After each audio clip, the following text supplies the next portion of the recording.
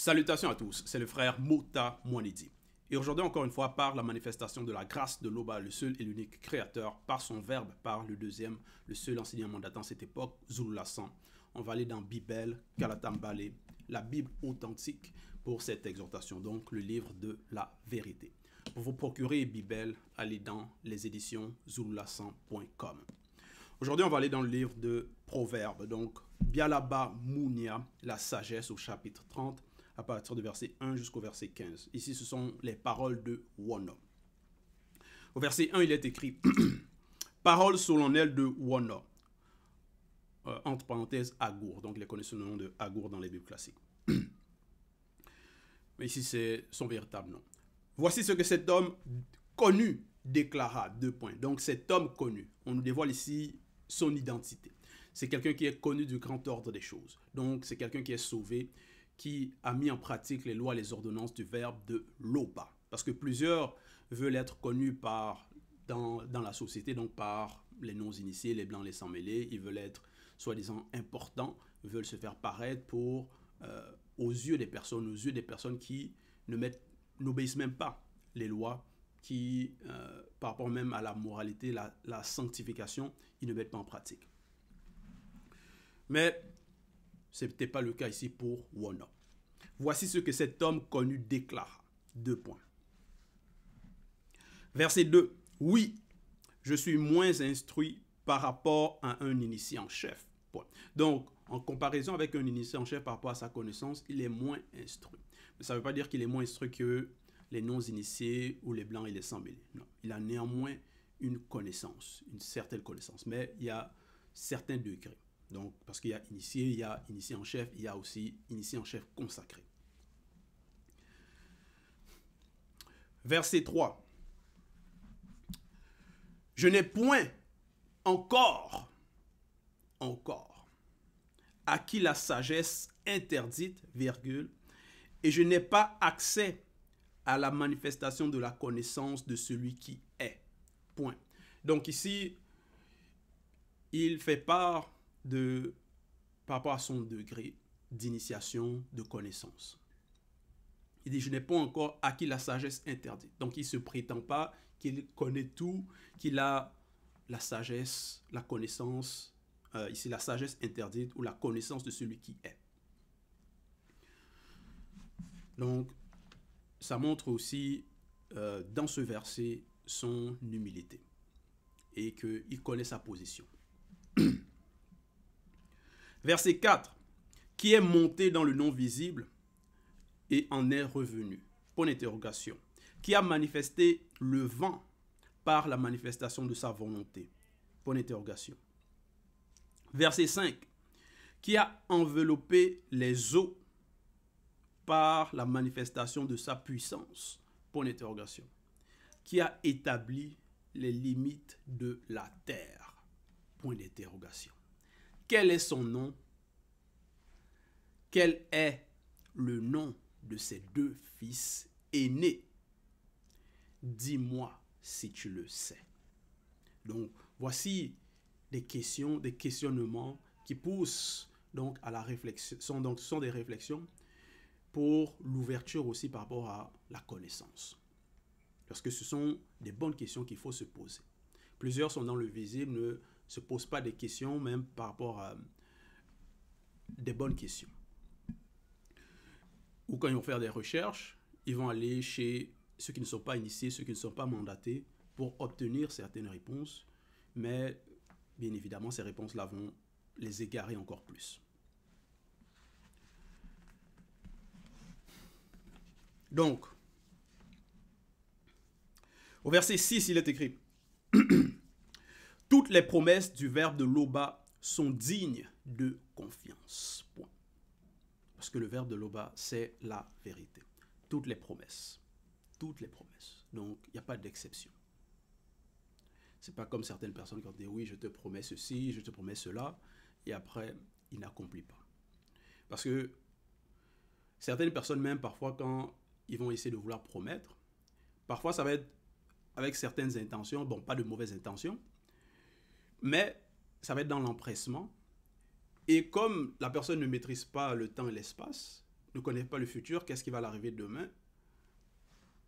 Comment avoir la garantie que tiens, ça va se réaliser ou que tu pourras réaliser ce que tu promets? Donc, voilà même pourquoi dans Bible, par rapport aux lois, on nous recommande, par rapport à faire des vœux ou des promesses à l'Oba, de ne pas le faire. Parce que comment tu vas faire des promesses à l'Oba, comment tu vas faire ou des promesses d'accomplir des vœux devant l'initié en chef consacré. Ça montre une certaine forme d'arrogance, comme si tu prétends maîtriser toutes choses, les temps, les circonstances, les moments, alors que ce n'est pas le cas. Toutes les promesses du verbe de l'Oba sont dignes de confiance. Point. Son verbe est un bouclier pour qui lui demande protection. Point. Donc, voilà pourquoi on se confie au verbe de l'Oba. On se confie à l'Oba par son verbe.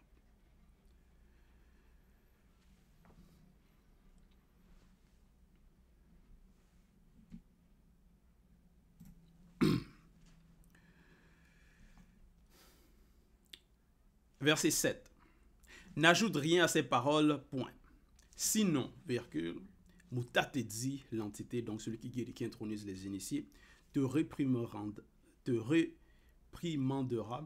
et tu seras traité de menteur. Point. Et tu seras traité de menteur.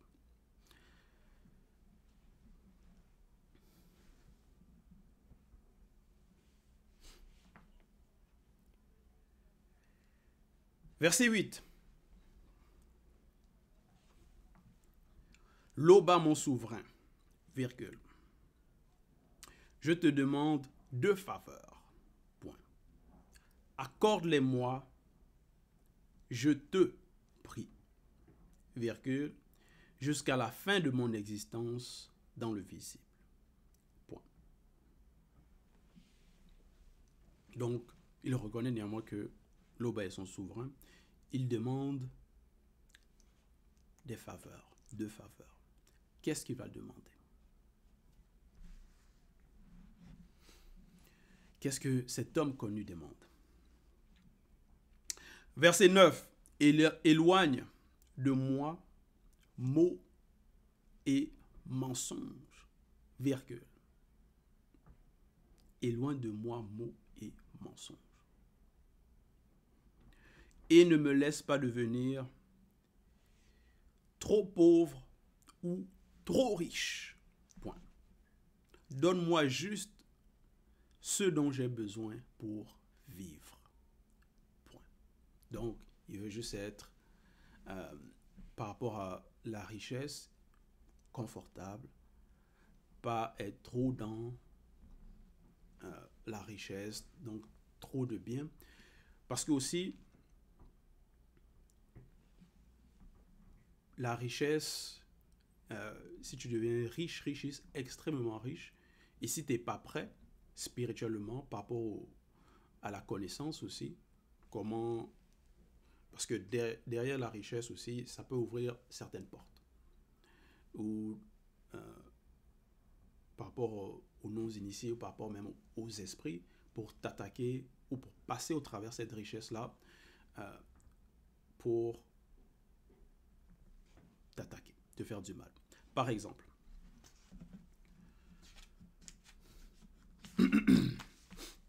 si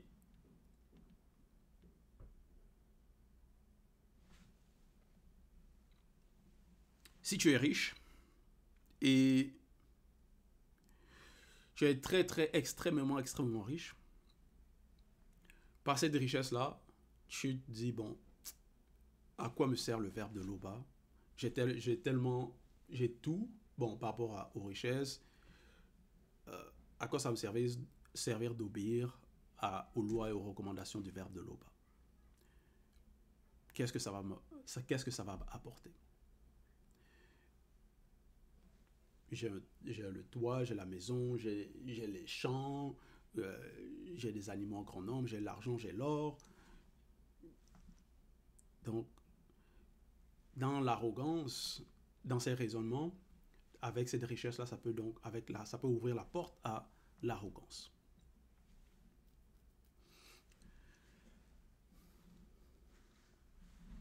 Et le manque d'humilité, donc.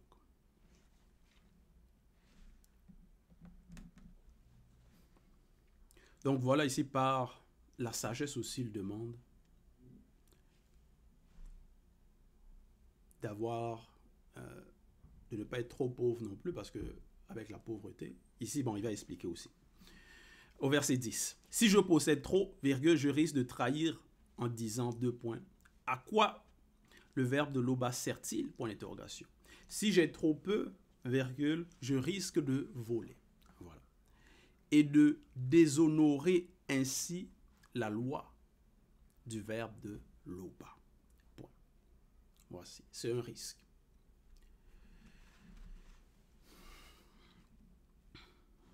Donc, pour se préserver de ces risques-là, de ces éventualités, de ces circonstances que la pauvreté peut entraîner par rapport à son niveau, ou que la richesse peut entraîner par rapport à son niveau, son degré de spiritualité, il peut refaire donc, voilà ce qu'il demande.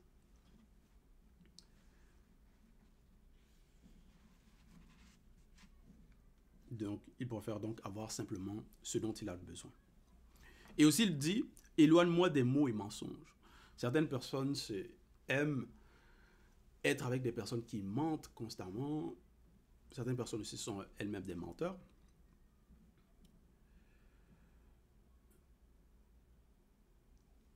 Mais ici, il demande, éloigne-moi mots, donc les mots, et aussi mensonges. Éloigne-moi mots et mensonges.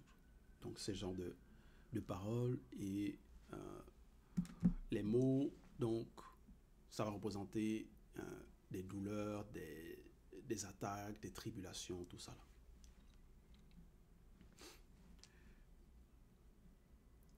Là. Verset 11. Ne calomnie pas un employé auprès de son employeur. Point. Donc,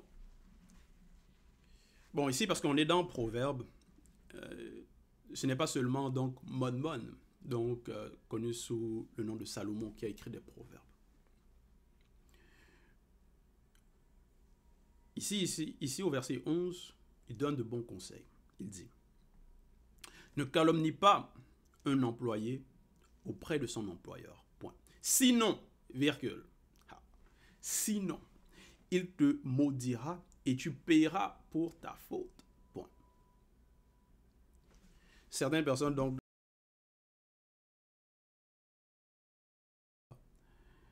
parfois c'est comme ça ils agissent.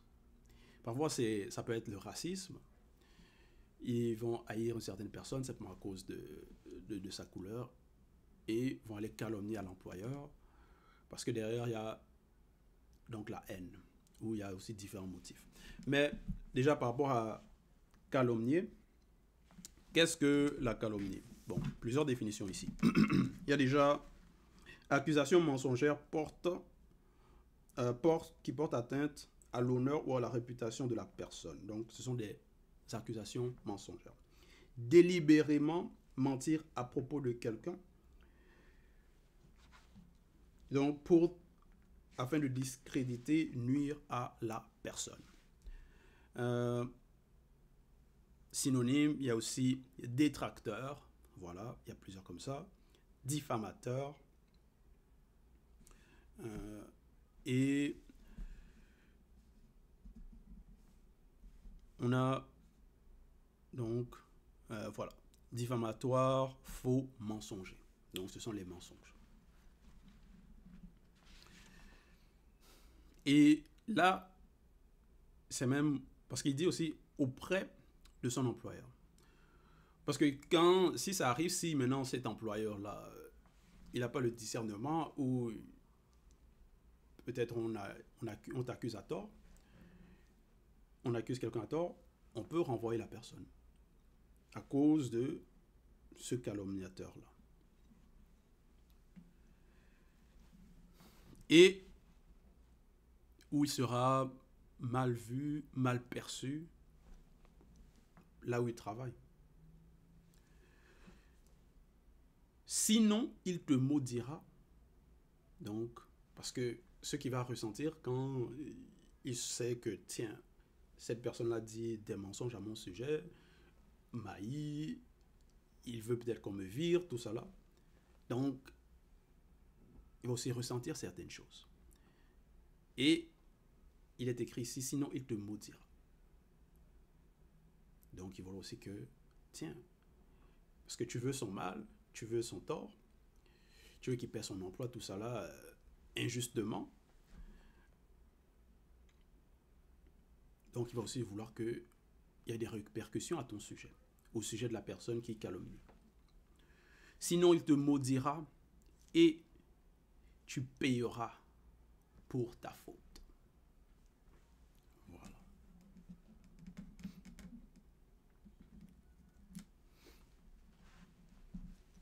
Et tu payeras pour ta faute. Parce que déjà, c'est peut-être pas parce que cet employeur, peut-être il croit aux calomnies, il n'a pas le discernement, tout. Il renvoie cet employé ou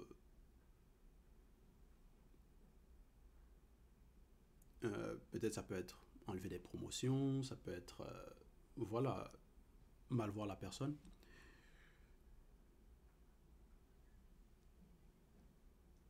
Ce n'est pas seulement par rapport aux personnes, donc visible, physique. Parce que derrière chaque chose, il y a un esprit. Ça veut dire, qu'on commette le bien ou le mal, les entités savent, les entités voient. Donc, on est jugé. Donc, il y a un jugement.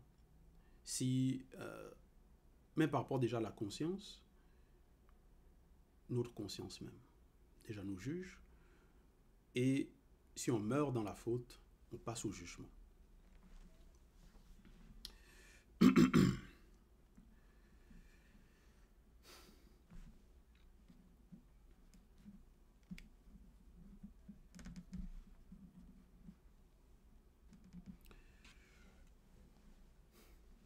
Donc, parce que aussi, donc, parfois dans la vie de certaines personnes, il peut arriver des malheurs.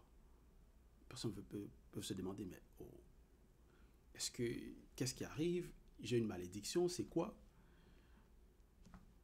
Alors que la personne aussi, dans le passé, elle a ouvert des portes, elle a fait du mal à plusieurs personnes aussi. Donc, il y a des répercussions, il y a des esprits. Verset 12, il est écrit, « Il y a des gens qui maudisent leur père et ne disent aucun bien de leur mère. » Point. Donc, voilà un constat ici qu'il a fait. Il y a des gens qui maudisent leur père et ne disent aucun bien de leur mère. Constamment parler mal de leurs parents et tout. Verset 13. Il y a des gens qui se croient purs alors qu'ils ne se sont pas lavés de leur souillure. Point. Donc, des prétendants. Il y a des gens qui se croient purs alors qu'ils ne se sont pas lavés de leur souillure. Voilà. Verset 14. Il y a des gens aux yeux pleins de mépris qui regardent tout le monde de haut. Point. Voilà. Donc les hautains. Ils méprisent les personnes, ne considèrent pas l'homme ou la femme. Ça peut être dans les deux cas.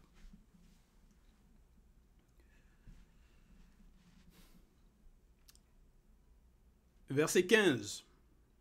Il y a des gens qui sont possédés des démons vampires. Point. Parce que quand on parle du vampirisme, souvent les représentations qu'ils font dans les films, tout ça là, c'est quoi? Une personne qui va Attaquer, donc, boire le sang. Donc, mordre pour sucer le sang. Parce que derrière, ça va représenter donc les personnes qui sont possédées, qui sont assoiffées de sang. Et ici, il est écrit, donc, il y a des gens qui sont possédés donc, des démons vampires, donc les mauvais esprits, démons vampires. Ils sont prêts à retrancher les malheureux de la terre, virgule. Donc, ça va représenter les assassins, les tueurs, tout ça. Là. Ils sont prêts à retrancher les malheureux de la terre, virgule, les pauvres du milieu des hommes. Point. Ils sont prêts. Ils sont assoiffés de sang. Ils aiment ça. Certains peuvent se dire, bon, mais pourquoi ils n'ont pas la moralité, ils n'ont pas de conscience? Qu'est-ce qu'il y a?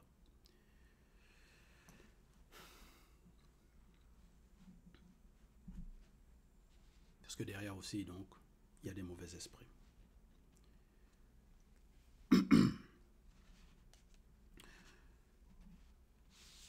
Donc, voilà les paroles de Wono, paroles solennelles de Wono. Ce que cet homme connu dans les temps jadis a déclaré, mais qui sont toujours des conseils pour nous. Pour bien sûr qu'on puisse mettre en pratique, ne pas imiter la conduite des méchants, des hautains, ceux qui méprisent, ceux qui calomnient, et aussi que on sache notre niveau. On ne prétend pas être ce qu'on n'est pas. Comme certains qui vont qui vont dire Dieu m'a dit, le Saint-Esprit m'a mis à cœur. Ils vont dire ils ont l'onction, alors que ce sont des personnes de mauvaise moralité. Ce sont des personnes qui n'ont même pas la base de la connaissance. Qui n'ont même pas, même par rapport à l'histoire, ils ne savent pas. Mais il n'y a qu'un seul enseignant, un seul Mouledi, Zulu Lassan. Une seule vérité.